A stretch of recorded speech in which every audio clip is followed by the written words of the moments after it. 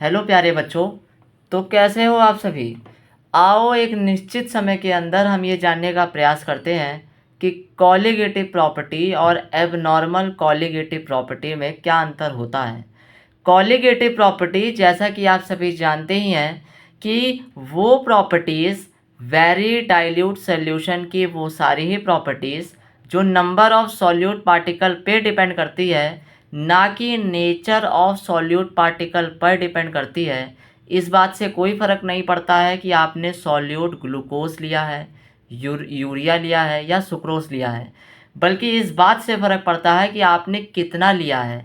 तो वो सारी प्रॉपर्टीज़ किसी भी सॉल्यूशन की जो नंबर ऑफ सॉल्यूट पार्टिकल पे डिपेंड करती है, उन्हें कहा जाता है कॉलिगेटिव प्रॉपर्टी।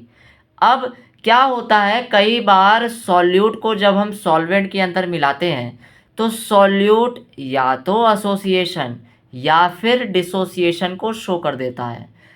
कभी कभी क्या होता है कि जब भी हम सॉल्यूट को सॉल्वेंट के अंदर मिलाते हैं प्यारे बच्चों, तो वो या तो एसोसिएशन या फिर डिसोसिएशन को शो कर देता है। और इस कंडीशन में हमें जो कॉलिगेटिव प्रॉपर्टी देखने को मिलती है बच्चों, वो होती है आपकी एबनॉर्मल कॉलिगेटिव प्रॉपर्टीज़।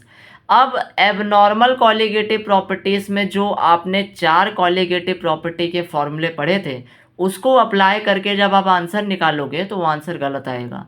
तो हम क्या करें कि आंसर सही आ जाए, तो हम एक छोटा सा फैक्टर उन सारी ही कॉलिगेटिव प्रॉपर्टीज़ में, जो 4 कॉलिगेटिव प्रॉपर्टी आपको बताई थी, उसमें ऐड कर देते हैं। वो होता है आपका went half factor. Went half factor चारों ही कॉलिगेटिव प्रॉपर्टी में ऐड करना ना भूलें। बच्चे यहीं पे मिस्टेक कर देते हैं प्यारे बच्चों।